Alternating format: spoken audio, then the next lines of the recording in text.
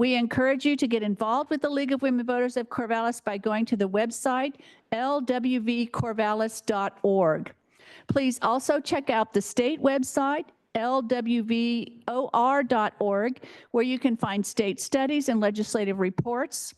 On the table at the back of the room is a print version of a post from the state website entitled "The Power of Nonpartisan Advocacy." And I encourage you to have a look at it or go to the website and read this document. The national website, lwv.org, has information as to the League response to the many changes currently occurring in the federal government.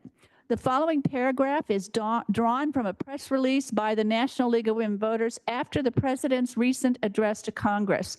The full text can be found on the National League of Women Voters website, and a print version is also on the table at the back of the room.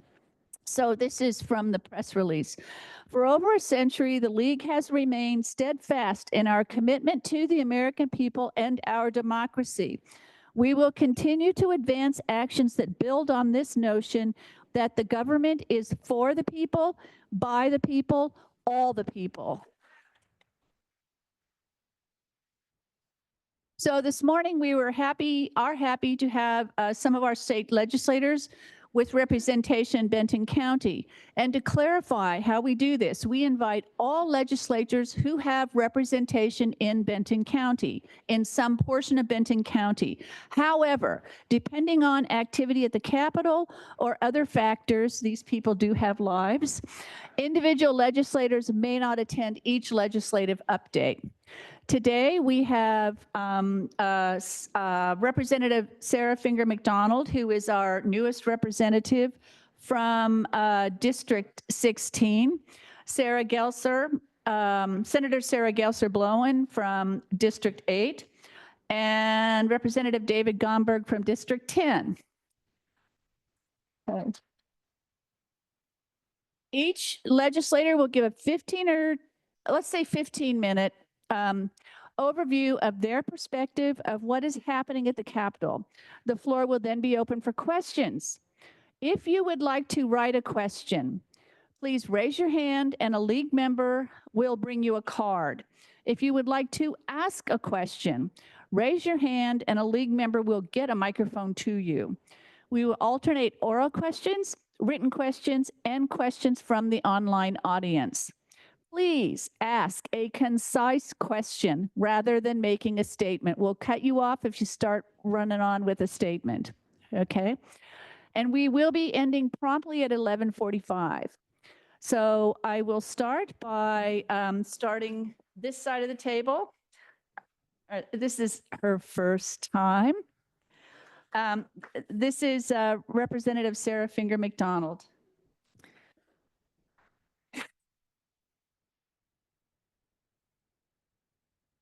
I probably will not take my full 15 minutes, so have extra time for questions. So yes, I'm Sara McDonald, new representative for District 16, so Corvallis and Adair Village.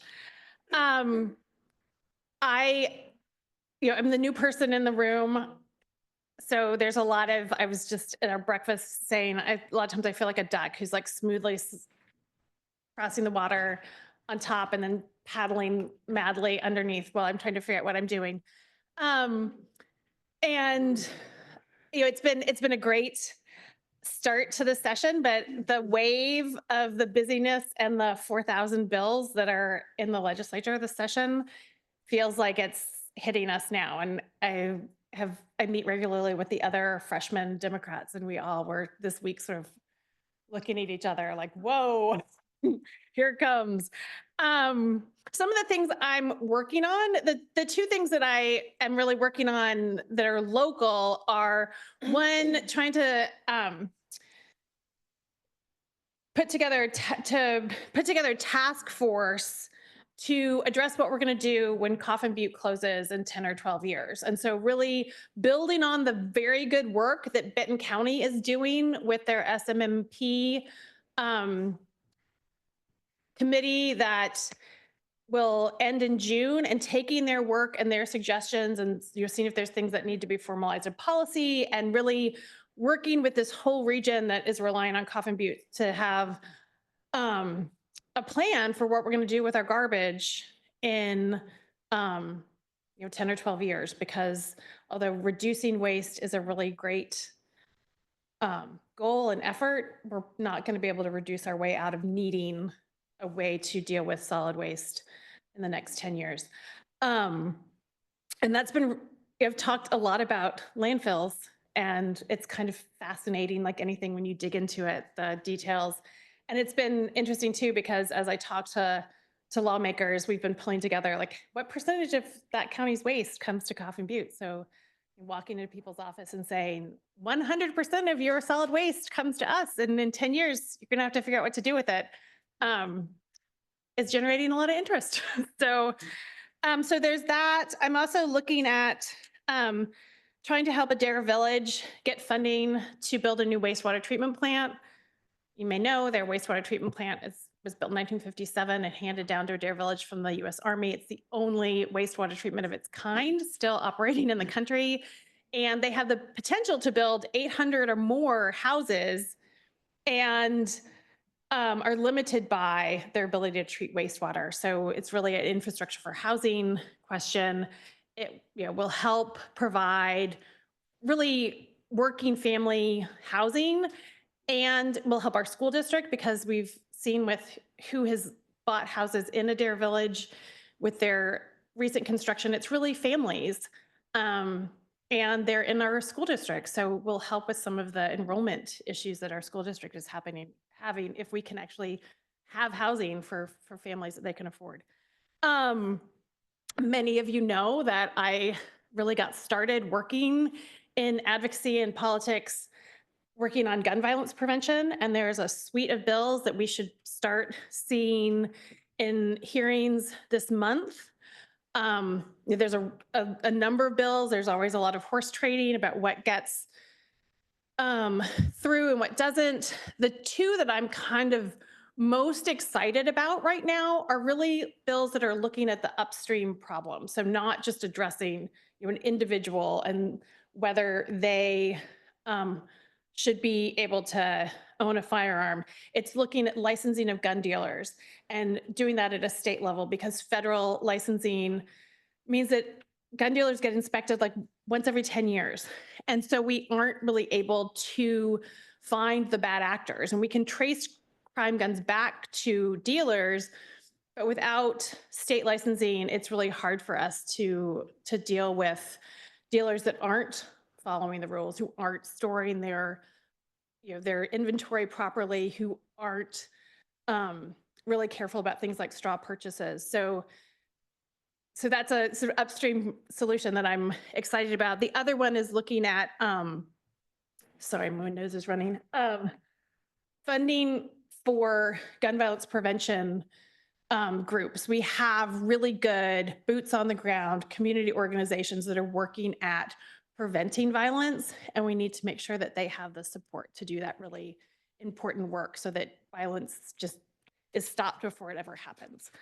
There are other bills. There's a rapid fire device ban, so the bump stocks. There's a bill to raise the purchase age for semi-automatic firearms to 21. There's some waiting period bills. There's some fixes and strengthening of the ERPO bills. Supports for when Measure 114 makes it through the courts, which we expect it to, so that bill can be implemented, or that law can be implemented. And we'll see what gets through, but some exciting possibilities there.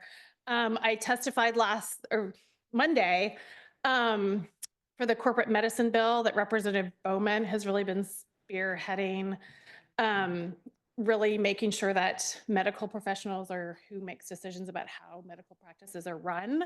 And I was able to bring some of the stories about how the purchase of the Corvallis Clinic by Optum has affected care and accessibility to care in our community. I think that and some other bills looking at reimbursement rates are really important to keep our medical system functioning.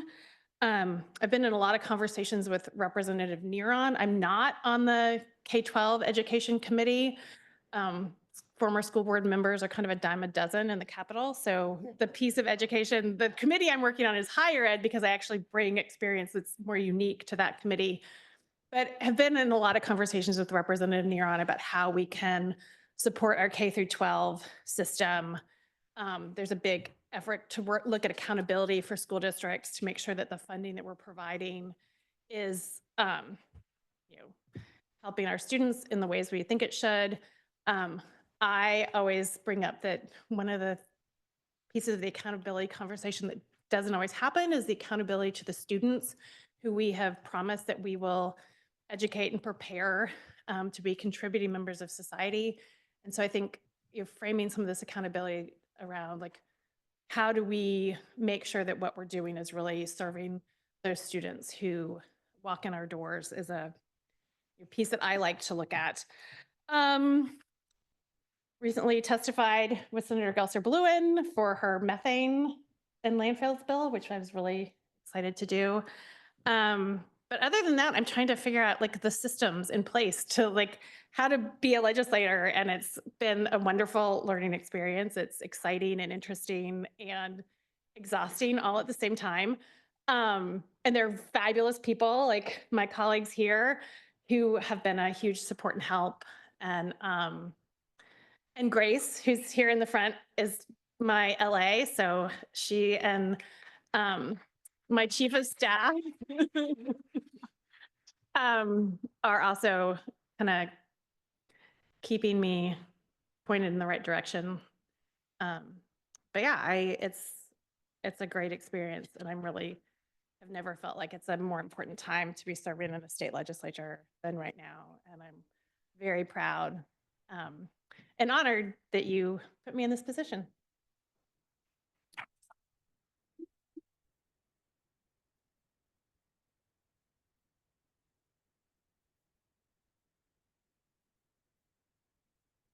Oh, it's red there. Sorry. Okay. This is complicated technology. This is fancier than at the legislature. We are a very low-key state legislature. I do believe we have the reputation of being the worst dressed legislature in the state. I will confess my shoes are not currently on while I'm talking to you, which is an ongoing problem that my staff reminds me when I walk out. Senator, are your shoes on? You need to wear them when you go to the floor. So very glad to be here today. Very glad to see all of you. And I really do want to thank the league and the county for their flexibility and trying to accommodate how to get all of this done and balancing the needs of people that come from far away and those of us that have children. And Saturday afternoon is the one time that we have to kind of meet those obligations to the family. So I really thank the county and the league for helping me stay married. And I know that means a really quick turnaround, and I really do appreciate it. So this session has been very much like a fire hose. When I talk to others that have been around for a while, there is a general agreement that it just feels like there's more than there ever has been before. I think there's a few reasons for that. One is there is so much happening, and just this barrage of uncertainty from the federal government is confusing. This is also, I think, the first full session that we've fully been back in person, where we have lobby days again and all of these other things that are happening. There are more briefings and evening events that people want folks to go to. And we've been in a pandemic where everything slowed down. And during that time, I think we all grew our capacity of what work we could do, because we weren't traveling to Salem. We weren't traveling to meetings. We didn't have to take the time to get dressed every day, because I think we all had the blazer on the back of the chair that we put on top of our pajamas. So that building that time in and coming back, it is a lot. And there are more bills than we have ever had before. It is just a lot. And with that, it is not an excuse, but I have not, for instance, been able to get a newsletter out yet. I am most nights sitting there typing and literally falling asleep on my computer in my apartment in Salem, because I'm not even making the drive back and forth because the workload is large. I'm in committee. I'm on 4 committees. Monday through Thursday, I am in a committee in every single meeting slot. The 8 to 10, the 1 to 3, and the 3 to 5. And then we have caucus from 10 to 11 and floor runs from like 11 to 1:30. So the days are very full, and we are so lucky to have incredible staff in the building. And Mayor McMorrin, in addition to being the amazing mayor of Philomath, is also chief of staff for one of my favorite colleagues, Senator Reynolds. So there are just a lot of people that are doing the work. The other reason it's been hard to get a newsletter out is I am, like many of you, a little bit out of words for what to say.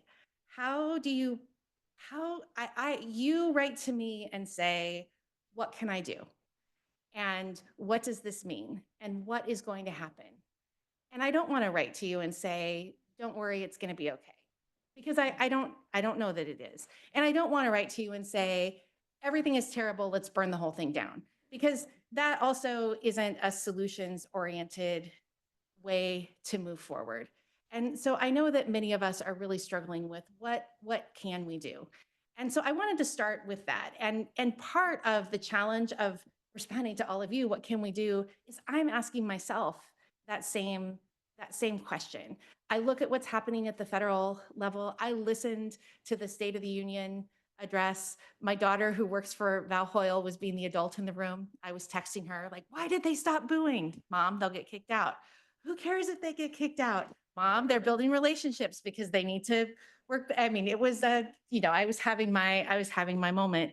But in those first few minutes, just as, another member shared a very personal story earlier today about how this really impacts their lives.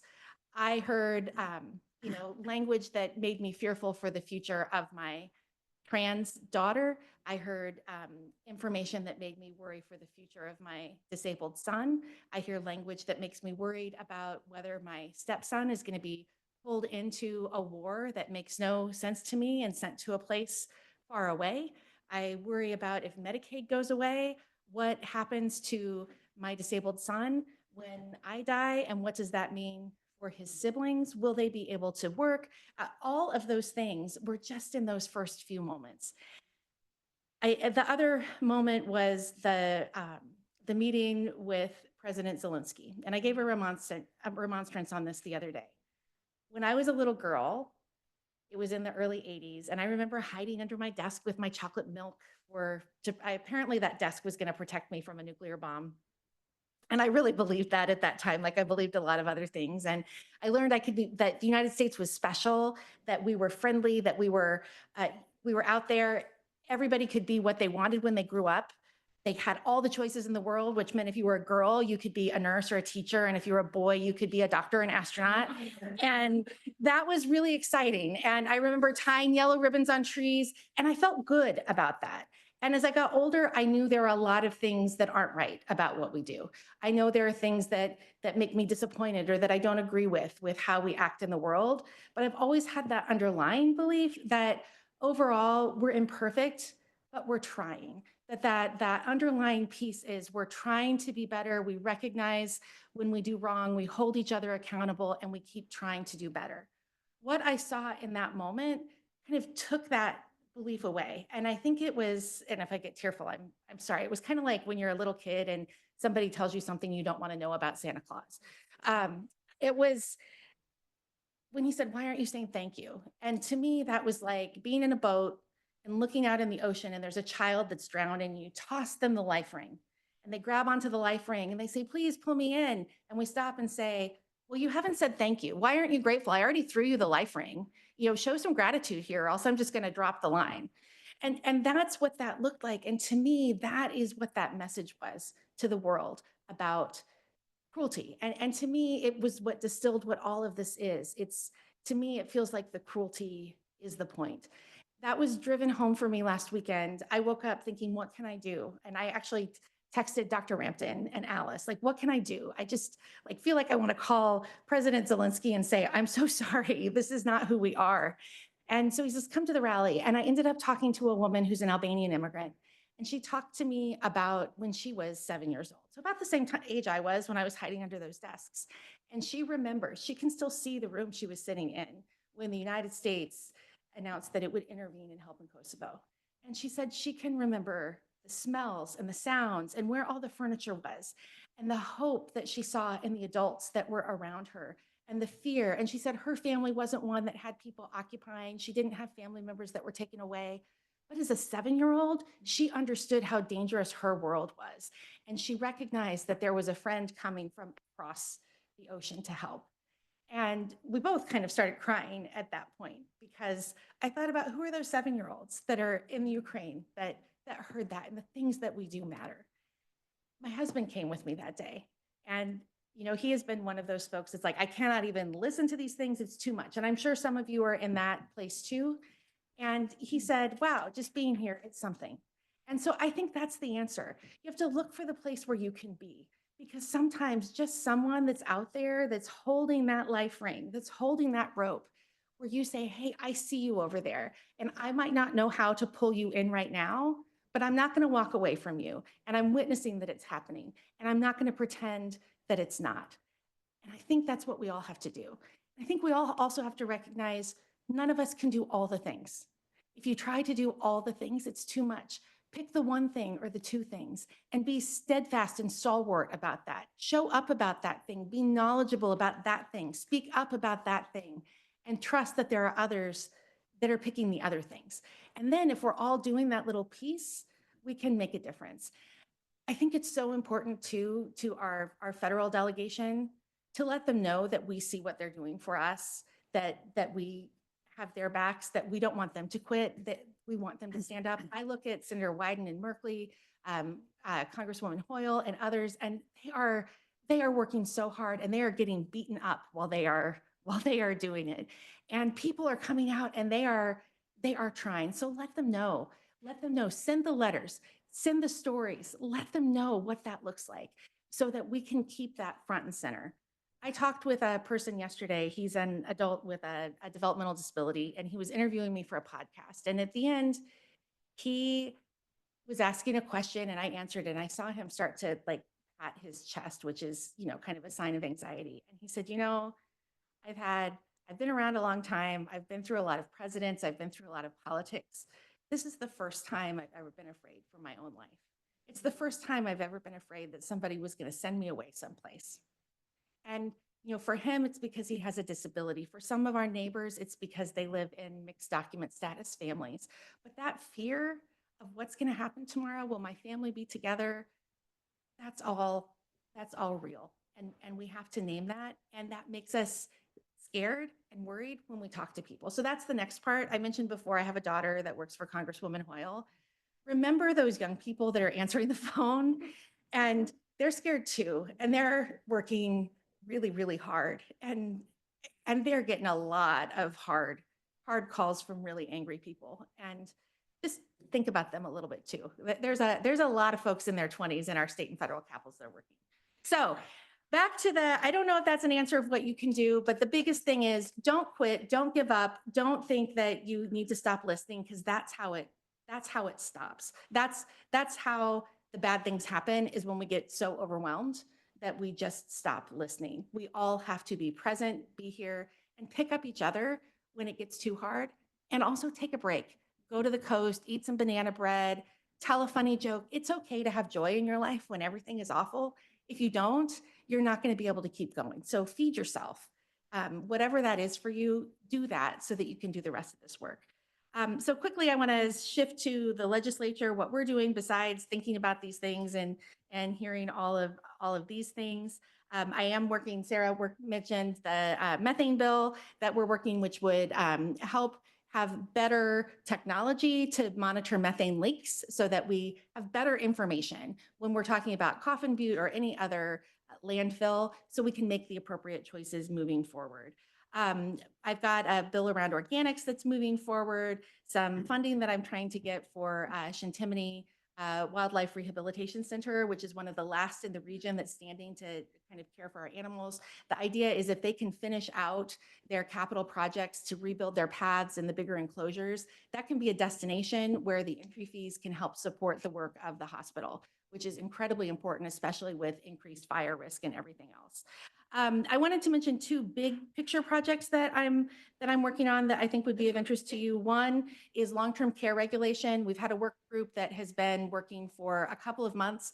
Several people from our community are part of that, related to some very serious issues, including deaths that have occurred in a local long-term care facility. So what we are looking at is making sure that the Department of Human Services has the tools to be able to go in and the mandate to regulate, to write deficiencies when there are deficiencies, to make sure that that is clearly communicated to the individuals that live in the facilities and their family members when they're there, and to find the right way to do it. So I think there's a lot that we all want to do, but we also don't want to overpromise and put the department in a place of under delivering. But I'm hopeful that we're going to have that open hearing soon. We've gotten our first set of amendments back that kind of resets us in a place of discussion. But I feel good about where we're going. And it is so important that we have transparency and that people know what they're getting. And it is so boring. It is not really fun to go to a hearing and say, you know what I fought for in the legislature? 3 more investigators in adults and people with disabilities that can go look for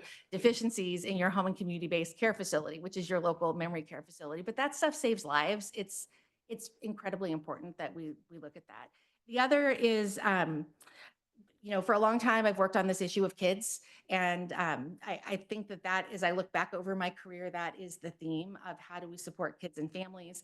We continue to have these arguments about kids in temporary lodging. DHS wants to start sending kids out of state again, which I think is a terrible, terrible idea because it didn't work last time.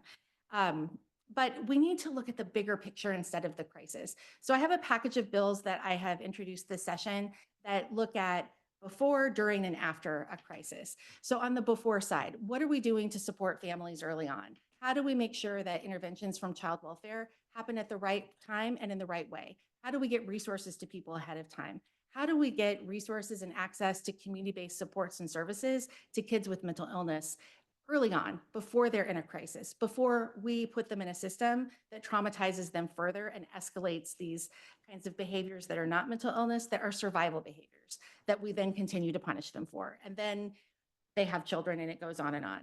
For the inside, how do we look at appropriately investing in, compensating and training foster families? How do we look at putting kids in the right sized foster families? How do we invest in what we know is evidence-based therapeutic foster care for the kids who are at the highest level of need? How do we define the difference for child welfare between treatment and placement so that we are not saying that someone needs treatment just because they need a lot of supervision?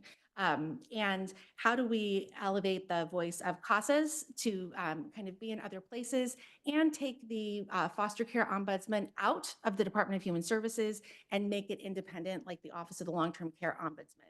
And in that one, that will also cover youth and the juvenile and the Oregon Youth Authority, which you've all read in the paper. They need some advocates and they need some work. And fortunately, there's funding that is dedicated to this right now. The problem is it's not independent, and it's difficult to have an ombudsman if you are not independent. And then looking at having surrogates trained to support kids in foster care who are in school. Kids in foster care have the worst outcomes of any subgroup in school. Less than 30% of them will graduate from high school. That is not acceptable, and that does not help us get to that next place where we don't see acuity and need growing over time. And then the last piece is, what do we do when kids transition out of foster care? We do a terrible job with our teenagers, not for any bad intention, but we need to invest in those independent living programs. We need to help kids learn how to do a bank account, get a job, move into a home, be a renter, get a driver's license. All of these basic things that we don't even think about when we do them for our kids or when we ask our parents for help. These kids don't have those things. And then helping them to get the resources that they need to move forward by repaying them for the Social Security benefits we took from them to pay for care, and extending the time period for foster care. Kids in foster care can have their higher ed tuition waived, but right now they have to finish their college education by the time they're 24 or 25. That's not going to happen for these kids. So we would raise that age to 40, recognizing that many of these kids are still needing to complete their high school diploma and move forward. So I'm excited about those and really wanting to focus on them. The core of it is something called the culture of yes, which really does bring in these Medicaid funded sources. So when families say, I need help, instead of what we do right now, saying you're not sick enough, you're too sick, you're too rich, you're too poor, this is the wrong agency, so no, that we say, yes, we see that your child needs help. We're going to get them the help and support that the child needs and the support for the family as well, because kids and families are all looped together. And all of this will build on the work that Senator Reynolds is doing to try to prevent all of this in the first place. So that is kind of where my head is at when I'm not panicking about the federal government. And thank you for listening to me. And I turn it over to my good friend, Tim Gomberg.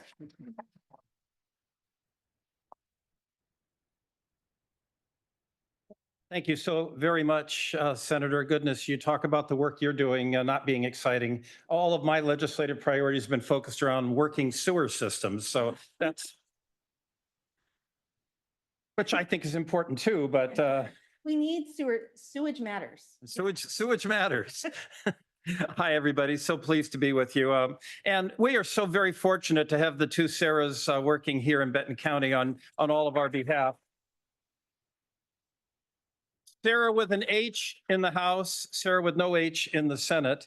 An important distinction. I'm David Gomberg from House District 10. My district stretches from Philomath to Florence and from Lincoln City to Junction City. So it's the largest district west of the Cascades, and as luck would have it, after redistricting, I can see the northern boundary from my house, which is about 2 hours in that direction. All of that to say that I'm not going to be here to burden you with my thoughts every time you meet during this legislative session, but I'll try to make it at least occasionally, and I'm pleased to be with you here today. So I'm now in my 7th term in the legislature. And I have been able to work my way up to the position of Vice Chair of the Budgeting Ways and Means Committee. And I'm very honored this year to also have been selected as the Speaker Pro Tem of the Oregon House. Speaker Pro Tem, that's, it's kind of like being Vice President. Everybody knows who you are and nobody knows what you do. But the salient points are, first of all, and most important, I'm serving in House leadership. The small group of people that get together and talk about what's going on and where we're trying to go and how we get there.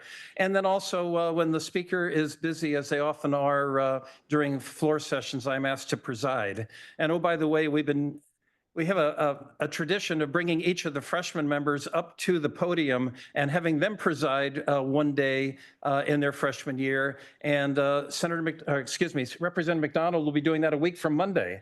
So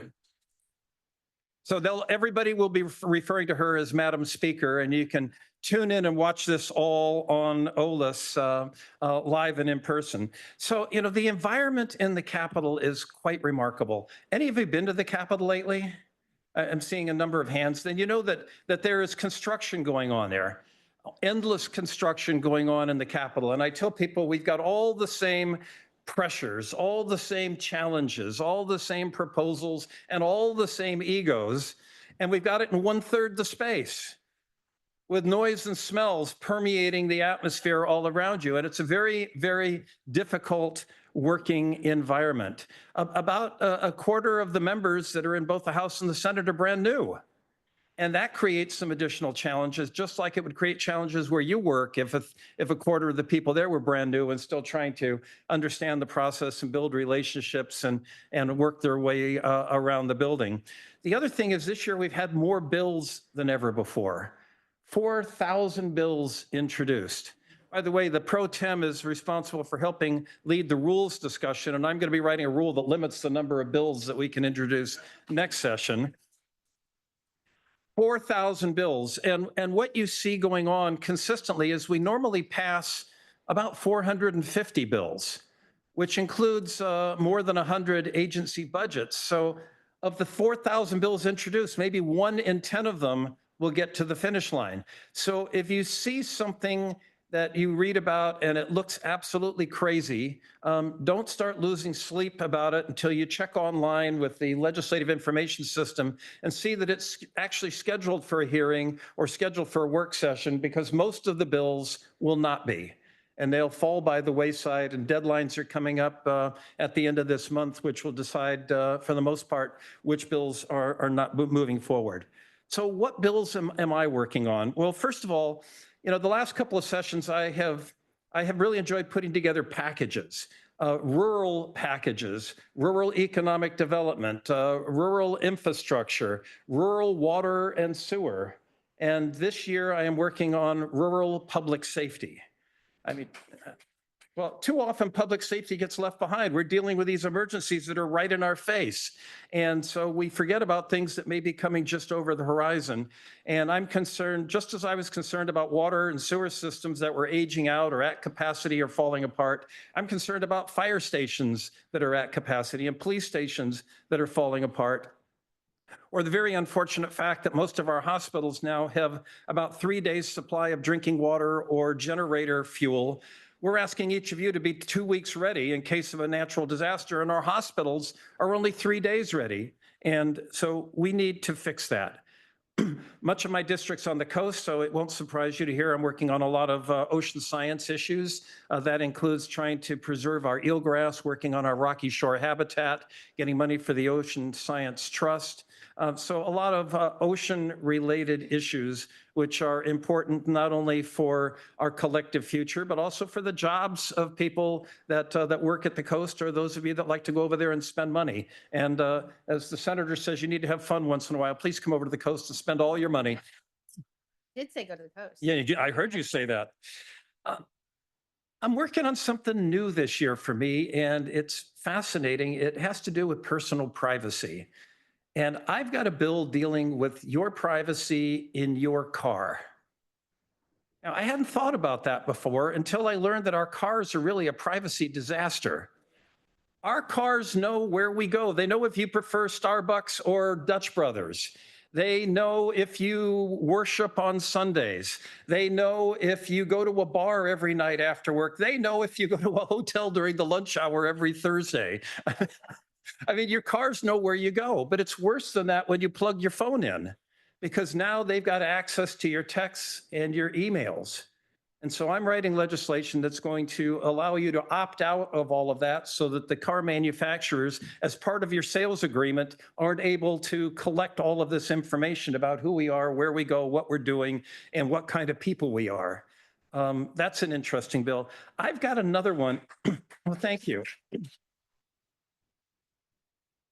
I've got another one. How many of you have cell phones that have gone dead? Hello. Well, increasingly, we're seeing in the rental market that rather than giving you a key to your apartment, they're giving you an app on your cell phone that you need to get into your apartment.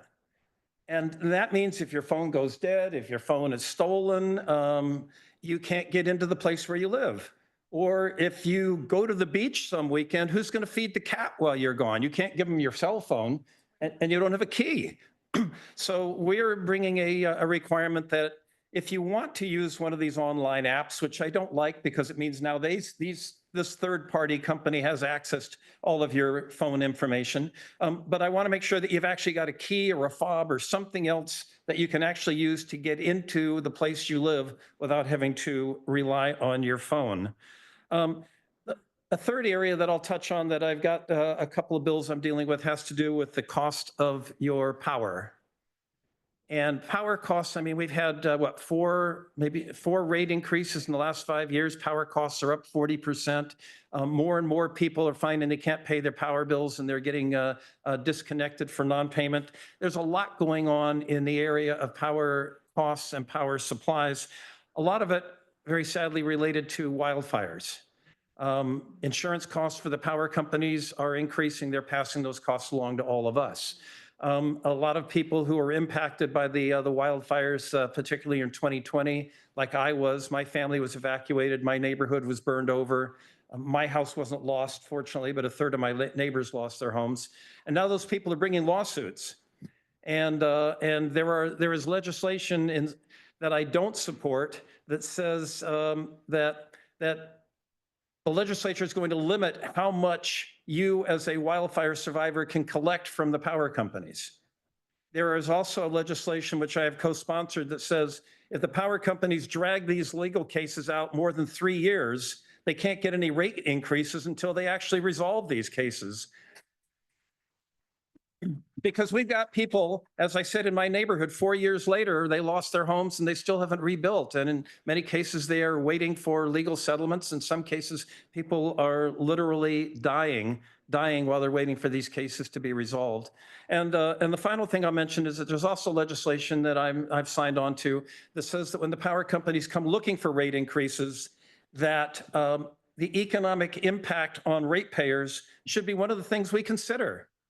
I mean, imagine that. We look at all the costs that the power companies incur and the rate of return that they're legally entitled to, but we don't look at how it's going to affect all of you. So I'd like to say going forward that it should. So those are some things I'm working on. The environment in the Capitol, I described the physical environment. At the beginning of session, somebody said, what are we working on this year? And I said, pretty much the same things we were working on last year because they're not done yet. It has to do with the cost and availability of housing and homelessness. It has to do with the cost and the availability of healthcare and mental health care. It has to do with the cost and the way we limit wildfires in Oregon and the cost of our transportation infrastructure, how we pay for our roads, bridges, and highways at a time in history when we're fortunately using less gasoline, but therefore paying less in gasoline taxes. And we need to figure out how we're going to put that whole thing back together. So that's going on. Oregon's economy appears to be pretty strong right now. The state economist, who has this horrible job of trying to guess how much money we're going to bringing in taxes over the next 2 years, they say we're doing pretty well and that revenue is up. But the cost of education and healthcare and housing, all those things is going up even faster. So that's a difficult balance that we're looking at. And all of that is operating under an awkward shadow of uncertainty from the federal government. And the senator spoke very eloquently about that. But, you know, things are so frustrating. They are so foolish in some cases and so mean-spirited. You know, in their rush to eliminate DEI from federal web pages this past week, that the federal government actually removed photographs of the Enola Gay aircraft. You can't make this stuff up, but that's what's going on out there. And I mean, we've got these on again, off again, on again tariffs. We, Oregon, are an export state.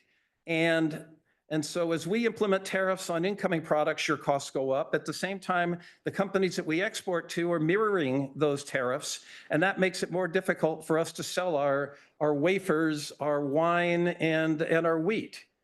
Benton County, great wine producing region, but 1/3 of our wine exports go to Canada, and they don't want them anymore until we resolve these tariff issues. That's going on. Meanwhile, across our communities, we've got the threat, the specter of deportations hanging over so many of our neighboring families. I talk to educators who say that immigrant students aren't showing up for school because they're worried about whether their parents will be there when they get home at the end of the day. I've met with immigrant families that are talking about what their rights are and how they protect their families and how they do planning in this environment. And I've also talked to our small business community and our larger business community who's talking about in this uncertain time, how do we harvest our crops? How do we clean our seafood? How do we find people who will take care of our parents and our grandparents in assisted living and the consequences of deportations that may have on all of that? And then finally, there's the issue of the firings. Now, that affects us particularly here where we have such a rich research economy and a research environment. And, you know, I'm looking at firings in the National Weather Service, who have helped us predict wildfires and ice storms and the uncertainties and potential for natural disasters. I'm looking at firings at NOAA and how they support our fishing fleet, how they help predict weather patterns. And it's fascinating to me that they didn't, the Pacific Fleet is anchored in Newport. They didn't fire anybody who works on the boat, but they fired all the people that help maintain the boats. What sense does this make? I mean, we're firing people in the Department of Agriculture, the Department of Forestry, the Department of Fish and Wildlife at the federal level, which affects how many crops we plant, how many trees we plant, and what the status of our wildlife is out there in the forests and the fields. And then finally, there's just, you know, the straight up and up researchers that are losing their jobs. And I'm talking to so many of them, people that have been fired from NOAA, people that have been fired at the university or lost their grants or lost their funding. And these are the people that we turn to better understand what's happening in our oceans. Acidification, epoxification, warming, rising water levels. How do we address the looming threat and consequences of the climate challenge without these scientists who know so much and work so hard to preserve our collective future? And they're all being let go. And it's so very daunting and so very disappointing, both on a collective global level, but also on a very personal level, as I talk to families who get an email saying, despite all of your positive performance evaluations, you're being fired for cause now. Fired for cause means likely you can't get unemployment insurance. They're given 1 hour and their supervisors don't even know they're gone. They're supposed to tell their supervisors as they clean out their desk and are gone in an hour. Later this afternoon, I'm running back to the beach. I'm speaking at a memorial for a lovely woman who was lost to cancer a few weeks ago. And this week, her husband, who worked at NOAA, was fired. So, I mean, it's a very personal toll that all of this takes. And the senator says, what can we do? Well, the answer is that there's a limit to what we can do, but we're not powerless. We are not powerless. I mean, we legislators, we have voted to jettison or bypass the Electoral College and rely on the popular vote when we select a president. We have voted to sustain Oregon's sanctuary status that says we're going to use our local police to fight local crime rather than making them federal ICE agents. And we are committed to continuing to fund our Attorney General, who we tasked with filing lawsuits on our behalf week after week after week to preserve our Oregon values, our Oregon laws, our Oregon workers, and Oregonians. So we can do that. And you are not powerless either. I saw so many of you at the town hall that Senator Merkley had here in Benton County. I attended that right after I did the one in Lincoln County. Enormous turnout at all of them, so much frustration in the room. But we need to say to our federal delegates that if you are standing up for us, we're standing behind you. That's so very important. And oh, by the way, I think it's fair to ask our Republican members of Congress, where are you? Where we have checks and balances, we have separations of power. We just don't acquiesce to executive orders. We need to push back on behalf of our rural communities that are hurting so badly and our urban counties that are right behind them. There's the opportunity to stand up and stand together.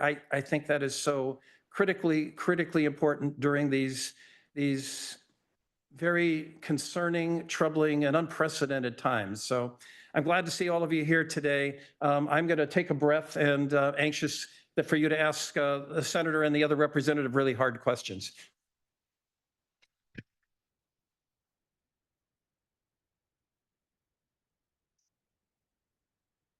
Okay, could I have a show of hands of who wants to ask an oral question? Okay, if you have a written, would you like to ask a written question and do not have a card? Raise your hand, and we will get cards too. Just keep your hand up, and someone will get a card to you. I think it's going to be easier for those who want to ask oral questions, maybe to just come up here and stand in a little line, and we'll just kind of work through because there aren't a huge number of you. So if you'd like to ask an oral question, if you could come up here and just make a little line. And then for the people who are with us online, I believe there's a way to ask a question. If you ask that question, we will write it down and it will be funneled into the queue. Okay. I would like to remind those asking oral questions, please ask a question. Don't make a statement. Lots of people want to ask a question, so let's give everyone an opportunity. I will cut you off if you run on. Thank you. My name's Karen Christensen, and I'm here in Corvallis. I'd like to thank all of you for coming today and to the League for putting this together. It's really very timely. The question I have is really perhaps bouncing off of what Representative Gomberg was discussing with regard to the state budget. And what are you as legislators thinking of doing to reallocate resources to compensate for the cuts that we know are going to be coming from the federal government, especially with regard to fire protection and services, the natural disasters that can come upon us at any time, healthcare and education? Why don't I jump on that right away since I'm serving in the leadership of the Ways and Means Committee? Great question. As we build a budget, we sit down with each of the state agencies and say, what are you doing right now? What things can we do, or can we stop doing that you're doing right now? And what new things do you want to add? And we do that during the first phase of the budgeting process while we wait for the May revenue forecast, because the state economist comes to us in May and tells us how much money we have. And at that point, we start actually finalizing the state budgets. So as we go through this first phase, we are looking across the board at a 5 to 10% reduction in state spending in our agencies, so that may give us some flexibility as we enter the second stage. The Ways and Means Committee has 6 subcommittees dealing with transportation, economic development, public safety, higher education, healthcare. Yeah. So there's all these subcommittees, and the subcommittees are going through looking at how they can make reductions. I'm hopeful we're going to have a strong forecast and we can add those dollars back. But at the same time, we're trying to stay calm and to see how all of this unfolds. And when I say unfolds, I talked about the fact that that there are reductions that we are getting from the federal government, and a third of our state spending comes from the federal government. So we're waiting to see what those reductions are. The second thing we're waiting to see is get some projections on what the consequence to our Oregon economy will be, and how that will affect the taxes that Oregonians pay if they are staying steady, increasing their income, or whether it's decreasing. So we're kind of holding the line right now. The governor told us last week, don't overreact. And our response was, yes, but we need to react, and we need to plan for how we're going to react. And we've got another 2 months to do that. I think there's a lot going to be happening in the next 2 months because it's happening at an unprecedented pace. And then we can begin to make those very hard decisions about which things that we are paying for now that we're going to have to stop funding, and which things that the federal government is paying for that we're going to need to backfill. That's not a very satisfactory answer. Ask me in 2 months and maybe I'll have a better one. Nothing. I would just say that there is a process. There's some process change this year in the Ways and Means Committee. I think Senator Lieber and Representative Sanchez are mixing it up a little bit, pulling in the policy chairs a little bit more, and the subcommittee chairs in this earlier first phase. So I know, at least in our committee on the Senate side, we went in and kind of started going through that 10% budget list and had the 10% cut list, and had the opportunity to provide some feedback to that. One of the things that having been on a Ways and Means subcommittee for a while, and then on the full last time around, I'm hopeful that we can continue to make changes moving forward. I'm surprised that in our process, I think it's important to ask the agencies where they see that we can, make changes. I think there needs to be a place for us to come in as well and look at, what are the things that we did in the past that maybe we don't need to do anymore, or maybe this new thing that we need to do is a bigger priority than this other thing that we need to do, because the resources aren't going to continue to grow exponentially over time, which means that we'll have to prioritize what we need to do. We're not quite there at that point yet, but I do think that that's important. And we've also been allowing more time for questions in that subcommittee process. I think a lot of times the agencies just kind of almost filibuster the space, and the goal is to get through the slideshow. But I know in our committee, we are really wanting to ask a lot more detailed questions, including, when we have policy bills, like Representative Gomberg talked about, an agency will put a fiscal on ours. I had one last year and they put a $2 million fiscal on it with multiple positions. So I held a hearing in the policy committee to say, who got hired into those positions? How many of those positions have been hired? What happened to that allocation? And in that case and several others, it didn't happen. So those become vacancies, and that becomes challenging later on. So I think we're trying to figure out how to get our arms around that. And it's more important as we look at the threat that comes from the federal government. It's really important to add here that, look, We want to eliminate waste. We want to eliminate duplication, overlap, and unnecessary regulations. Yes, we want to do that in a methodical, thoughtful, and constructive way. And so that's part of what we're going through in the budget process, as well as we look at where we can make reductions. And I am not on any of the Ways and Means committees, but I'm vice chair of what's often called the Ag and Everything Else Committee. And the other day, I asked our co-chairs, we are passing all these policy bills that I think are really good, but they all are going to cost money. How do we deal with that? And so even within our committees, there's some prioritization that's happening of those bills and a lot of questions about like, okay, you're asking for this much funding, or is that scalable so that this program could continue, but maybe on a different scale with less of a fiscal impact? So I think even in the policy committees, we're being very conscious of what money is really essential to keep the important functions of our state going. And it does feel like just sort of this big unknown piece that in 2 months we may know more about, but it's challenging, I think, at all levels of the policy making and the budget setting right now. Okay, we'll do a written question. If public schools become state, no federal funds responsibility, how do we keep the religion separate from state? Do you have an answer? I just think religion doesn't belong in schools, period, whether it's federal or state. And at this point, it seems like the state is doing a better job with that than the federal government. I would agree. And I think, the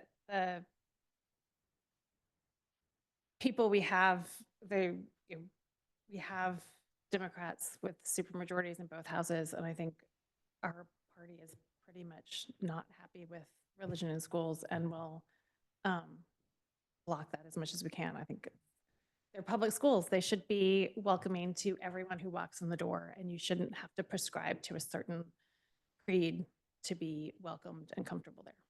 What they said, yes. This is an online question that was directed specifically to Representative Gomberg. You sponsored House Bill 3227, voiding non-competition agreements for medical professionals.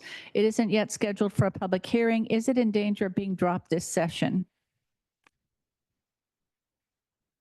Let me look that up and find out where that is and come back to me. It's 3227?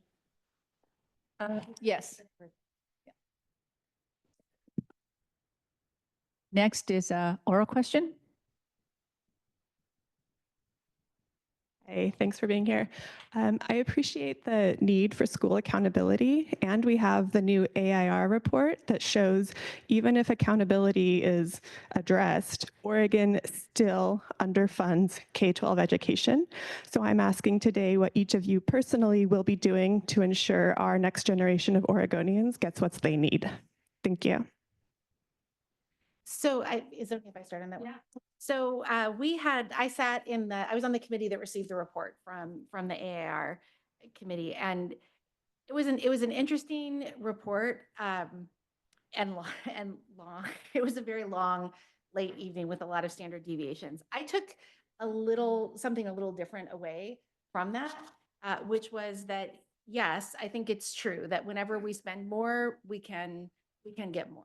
I think what was buried in that report was looking at the importance of where are we lacking that most significant investment. So if you started to drill down to where do we have those gaps in achievement and how are we allocating our resources across the board, if we have limited resources, which right now there is a challenge, we're spending more than we ever have on K-12 schools, and like the local schools, we have a limit to, we can't go beyond what's in the budget. And right now, a full third of our budget is at risk coming from or 2/3 of the budget from the federal government. So just Medicaid alone will decimate everything else in our budget. What I took away from that AIR is how do we look at how we help districts really target resources into the places that they need to go? How do we look at our state school fund formula in terms of how we allocate those monies out to different districts to make sure that we are getting money to schools to spend them in the places they need them most for their kids? And that might look a little different. It might mean that districts that have very high poverty might need more investment than, schools that have lots of high achievement and very high wealth in the community. But I think it's a hard thing because I was also on the school board for a while, and it's hard to sit on the board and balance that budget. It's also hard to sit in the legislature and figure out how do you meet all of these needs. And the recommendation from AIR of we need to spend an additional $3 billion, that's just not, there isn't $3 billion.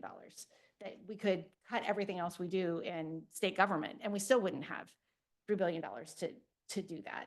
So I think it is that deep dive of looking at how do we make sure that we are getting it to the right way with the appropriate amount of flexibility and accountability.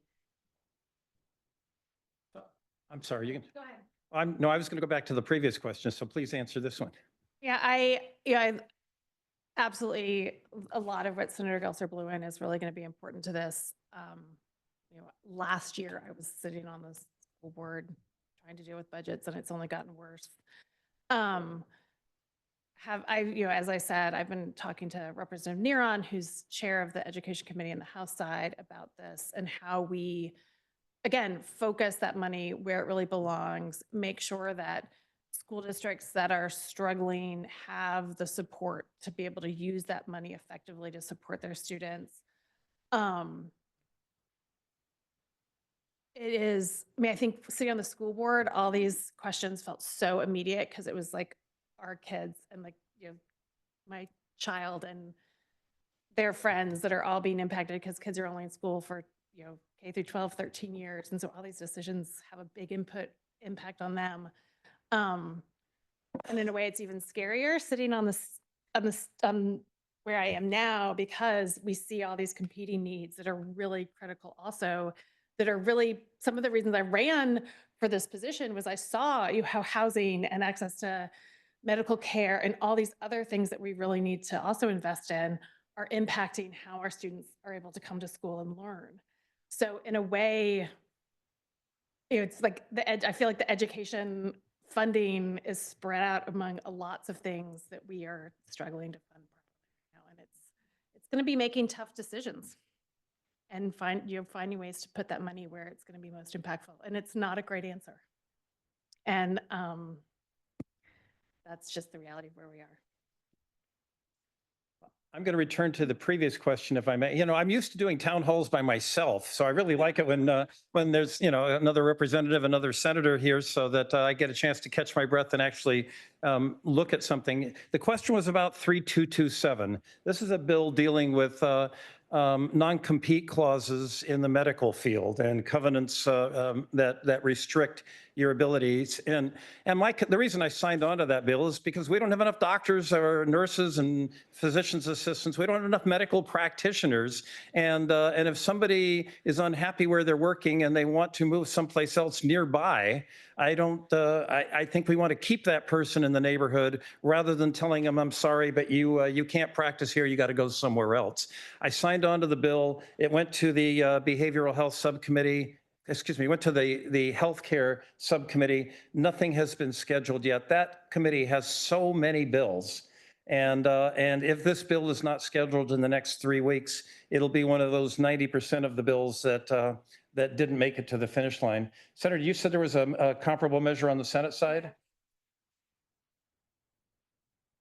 Here Wednesday, last week, together non-competes in medicine. And it was very interesting. We had folks from Corvallis there and talked a lot. There's been a lot of discussion. I think the impact here of the opt-in buyout of the Corvallis Clinic.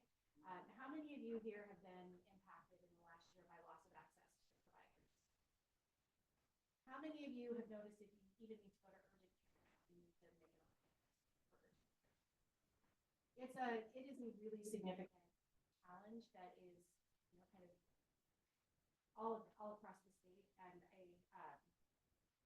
I'm worried about whether I wish that we had been doing this work a decade ago. The fear that I have is we have these massive health that are taking over.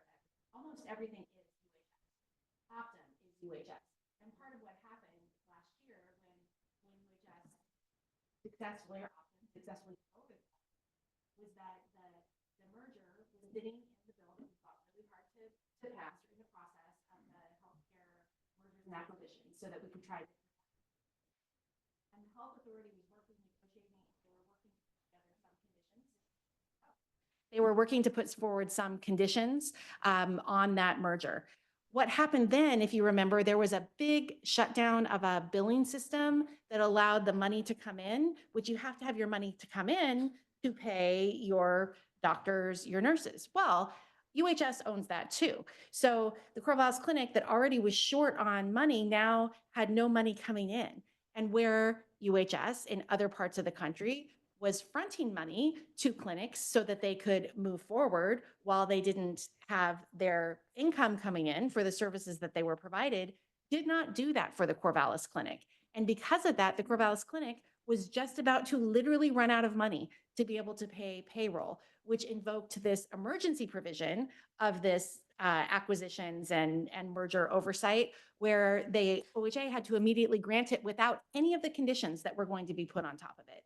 And to me, it is an example of how egregious this whole private equity, UHS, profiteers owning medicine, everything about it, from the insurance to the physicians to the how people get paid, that leaves patients, patient advocates, and communities with very, very few tools. And just because they all have different names doesn't mean they're not all the same company or companies. So we really have to pay very close attention to this, and we have to watch it because they're also coming after our housing. They're coming after our childcare. They're coming after our foster care. They're coming after, well, they already have our long-term care facilities. They're coming after our developmental disability facilities. They're coming after everything. So we need to pay attention to what gets bought up because it really is these kind of corporate, I will call them corporate monsters that are going to take over, that are all about profit and not about what's good for people. And I think it really echoes what we're seeing at the federal level that is enabling.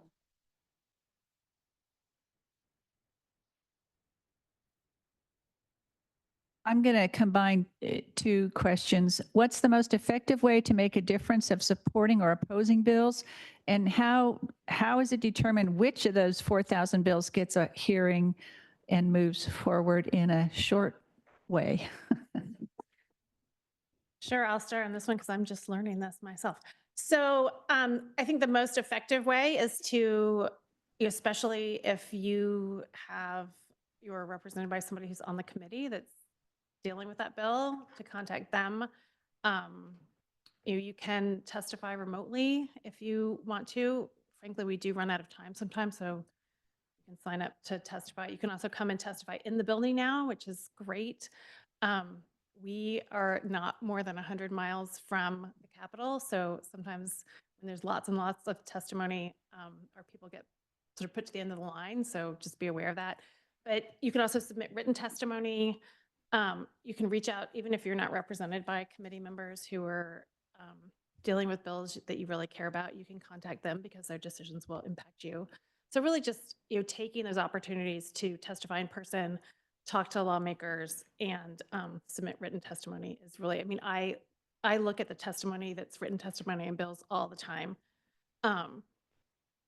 As far as decisions on what gets heard and not heard, I'm just getting into this sort of process, but as vice chair of the Ag and Everything Else Committee, it's really the chairs and co-chairs looking at bills, looking at what ideas are really important for us to hear, what ideas, there's some bills that just aren't going to fly because, it's a maybe really off the wall idea or something we're not ready for, or something that's just going to cost way more money than we can deal with right now. So there's a lot of pieces that go into decision-making, continuing bills that are continuing programs that we know are working and really serving Oregonians. Those things often get heard. And we're hearing, we've heard a little bit of criticism that we're hearing a lot of Republican bills, but that's because they're Republican bills that are good ideas. We're not, that is not how we decide what gets heard and not heard. It's really what gets, what the good ideas are. And there are a couple steps in this where you have a public hearing And then some of those things that get public hearing won't get work sessions, and some of those things that get work sessions won't make it to the floor. So there are a couple sort of winnowing processes in, in the process.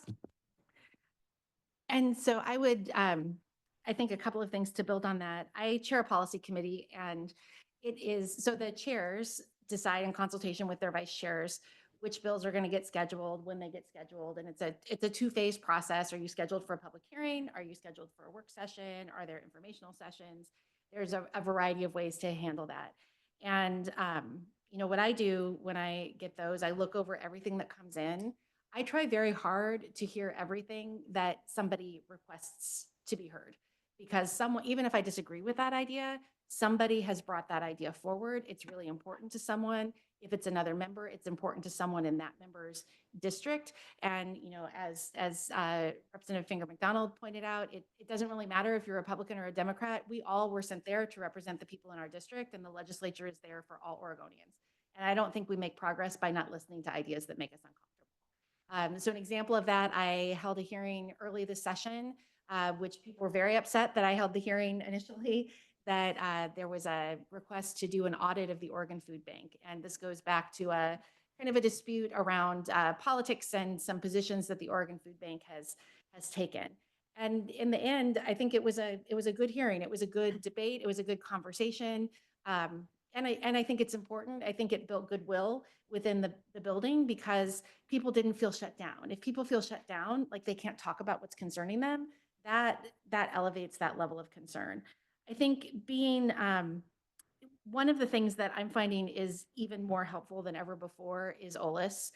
Testimony right now is so fast. We have so many people coming that it's 2 minutes or 3 minutes, and we're not getting a lot of time as members to exchange information, and we're in committee all the time, so there's not as much time to visit with constituents. So I would really urge you, even if you are testifying orally, put your testimony in writing into OLIS. And if you can do it before the public hearing, it opens up as soon as the bill is posted. It's really helpful, because at the hearing, members will look in there and they'll pick things out and say, well, someone wrote and said X, can you explain this part to me? And that's another way to get that discussion in the record. And one way to help us find those things is you sign up, and I've pulled it up here. You go to your written testimony form, and it's got the self-explanatory names, first name, last name, email address. But there's a place that says on behalf of, if applicable. Some people put just a little description there of what that is about. And so instead of just your city, it's a perspective from a farmer or an article about this issue. And that helps us to find the things, because otherwise it's just a list of names and support or oppose. And the last thing I'll say about that is sometimes I look in, if it's a committee I'm not on and I know, oh, that sounds like an interesting hearing, I wonder what the city of Corvallis thinks about that. I can go in and look to see, or what does SEIU think, or what does the Developmental Disabilities Coalition think? I can go in and look and see if it's listed. And if not, I know it's not been a super high priority thing when it's an organization. But if it is there, then I know I want to pay extra attention, and that they have weighed in. So really, it is really helpful. And it helps others too who haven't been in the hearing, because we can't all go back and watch all the tapes of all the hearings. It's not possible, but we can go in and look at the written testimony.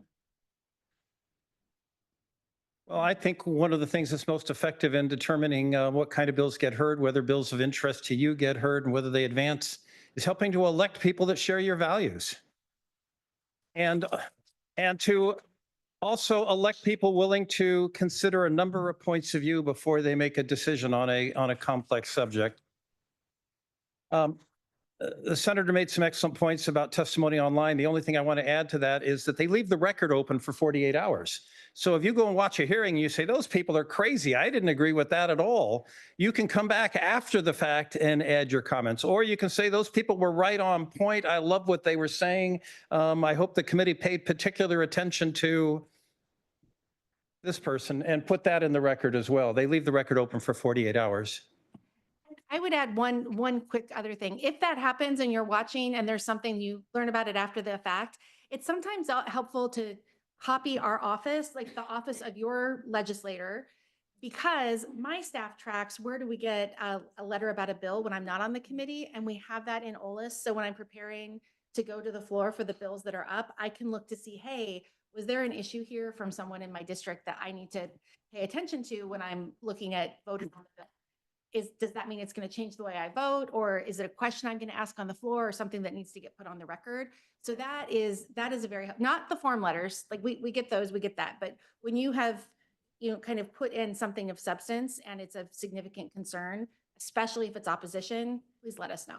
And watch them nod when I say this. Let me talk for just a real quick second about what's not effective. What's not effective? Don't write to people and say, if you don't vote for this bill, I'm going to do this. Happens all the time. Don't make threats. And the other thing is, don't write to every single legislator. Write to your legislator. And we get so many letters, hundreds of letters every day. And the first thing we do is we check to see whether we represent the person that's writing, because we've got limited staff time. We've got 2 staff people during session, and we can't answer hundreds of letters every day. So we want to focus on the letters that come from people that we represent. And if you don't hear from us and you really need an answer, write back and tell us, because it is more hard than it's ever been before to sort through those things. And there is now a very overactive spam filter that creates all these extra steps that we have to go through to find the things that are not actually spam. So when in doubt, write us back, especially if it's been an issue that you need casework on. I know for us, I'm reading for us, is meaning in my office, I'm reading the information that's coming in about bills. I'm not having time to get responses to all of them. And now we're trying to separate them out from where is there an action item in it, where there is something that I need to do. So if you don't, I used to really have this standard for myself of getting back to everybody with something written by me within 48 hours of receiving it. That is now, it's just humanly not possible, or even for my staff to do that, or even to answer everything eventually. So please be clear when there's an action. And if you don't hear from us, let us know in case it's slipped through our safeguards. Alec Polikoff, Corvallis. Excuse me. I want to thank Rep. McDonald for co-sponsoring and testifying on behalf of that corporate practice of medicine bill at Senate Bill 951. I was going to ask how the senator and Rep. Gomberg would vote on that, but it seems pretty clear from your remarks. I don't even need to ask that. I was going to ask you to support it. I have another healthcare question, though. I'm really concerned about the loss of pharmacies in Oregon. Like we lost 34 independent pharmacies last year. So there's a bill that's going to address the problem, which is pharmacy benefit managers that act as intermediaries, but actually just create the loss of pharmacies because they don't compensate pharmacies like they should. They actually lose money on a lot of prescriptions they write, and I don't want to see Rice's, our local pharmacy, go out of business. So that bill is HB 3212. So I would like to hear whether you can support that bill, which would regulate what they do and make sure that local pharmacies get properly reimbursed for the prescriptions they write. Thank you. Yes. Yes. I would say, yes, I have not actually read the bill, but as described, yes, but I can never make a commitment till I've actually read the bill.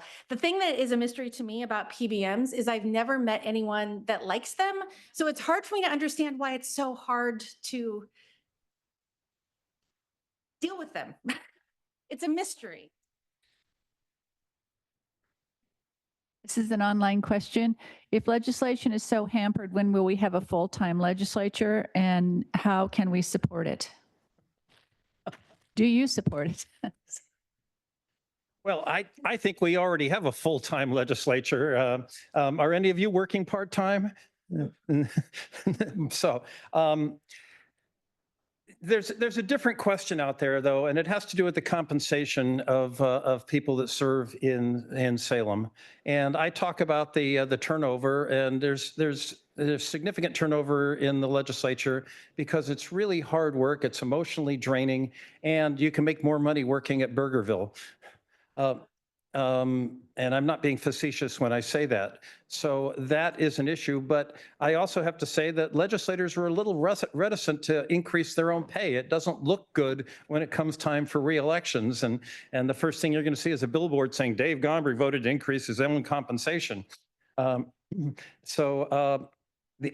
good people of Oregon were asked to vote on this by creating a board who would look at compensation, and they voted that down. I guess, and as I understand, a lot of the feedback I got on that is we don't want a third party making that decision. We want you to make that decision that we don't want you to make. Another part of this, however, is that there is growing interest in the capital of increasing the amount of staff that we've got. And that's also critically important because during the legislative session, I have 2 people. During the interim between legislative sessions, I have 1 staff person, and the work doesn't stop. So you can help us with our full-time jobs. If you give us full-time staff to help do that job, it makes an enormous difference. And I will add something that may not be popular in this company, but the senators have twice the number of constituents, twice the number of community school districts, all of those other things, and we get assigned exactly the same office budget and staff. And that, I think, is challenging.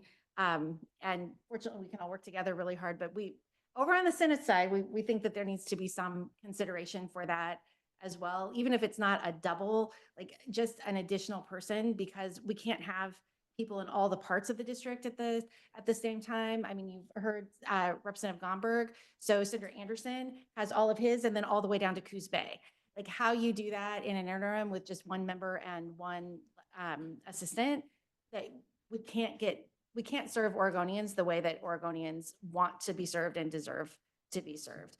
And I do think beyond the pay, the schedule that we've set for ourselves is also somewhat full-time. First of all, I don't know anybody that has part-time constituents. At least there's no part-time constituents in my district. And the issues are also ongoing. If you're going to keep up with what is happening in the executive branch, and we're going to have these co-equal things, and we've got these quarterly legislative days where we all come together for hearings. We have ongoing work groups, meetings with others. It is a full-time job year-round. And if we could have a schedule that was maybe year-round, we could maybe have more time in between kind of some of these conversations to let things settle a little bit, rather than coming in and feeling like, okay, we're off to the races because we got to get this done in X number of days. So times have changed, and there are drawbacks to that too, because you lose the beauty of a citizen legislature. I think we've kind of lost that at this point, because nobody that's out there working a regular job, you have to have a very unique job to be able to hold on to that and do this at the same time. What Senator Gelser Blouin just said was really an important piece of me deciding to run, was that before I could make that decision, I sat down with my family and said, okay, if I do this, it's more work and less flexible than the job I currently have, and less pay. And how can that work for my family? And I am very conscious of the fact that for a lot of families, that answer is no. So we are limiting who can serve in our legislature, and we're missing important voices because of that. I feel really lucky that I have a fabulous partner who was happy to say, you should do this. It will work for our family. It will not work for our family if you try to keep your job and serve in the legislature at the same time.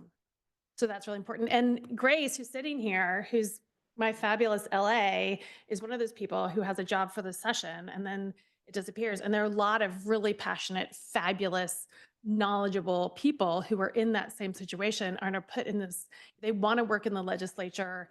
They are really happy to serve Oregonians, and they end up in this position where they're sort of cobbling together jobs to make that work. And so that's, I think that makes it really challenging, and we probably lose really good people for that too. Okay, unfortunately, this is going to be our last question. We are committed to getting the legislators out of here at 11:45 so they can get on with their life. is any housing policy proposed taking into account mitigating the increased risk to urban conflagrations that come with increasing density? I think this has to do with all the land use planning issues and increasing density and, that sort of thing. And wildfires, yeah. Wow. In so many of our communities, particularly in coastal communities, our problem with generating more housing is where to put it. We can't grow north because there's a river. We can't grow south because there's a bay. We can't grow east because there's a mountain, and we certainly can't grow west because there's an ocean. And so the only thing we can do is infill or upfill, and that means increased density. Now, increased density is more efficient as long as you've got water and sewer infrastructure to support it. Here I am back to talking about your toilets again. But there's a downside to that density as well, because it impacts neighborhoods, it impacts schools, it impacts, did they say conflagration as in fires? I think they mean wildfires. Wildfires, yeah. And wildfires are certainly a greater risk in tighter packed communities as well. So there's an upside in terms of we need more housing and we need to find places to put it. There's a downside in terms of the unforeseen consequences of greater density.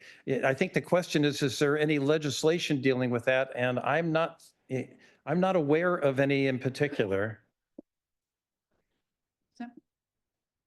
Okay, I'm going to end the program now so that they can move on. I'd like to end by saying that if you go to the Oregon State Government website, you can find that OLIS site, and it'll take you through everything you could possibly want to know about legislation that's going on.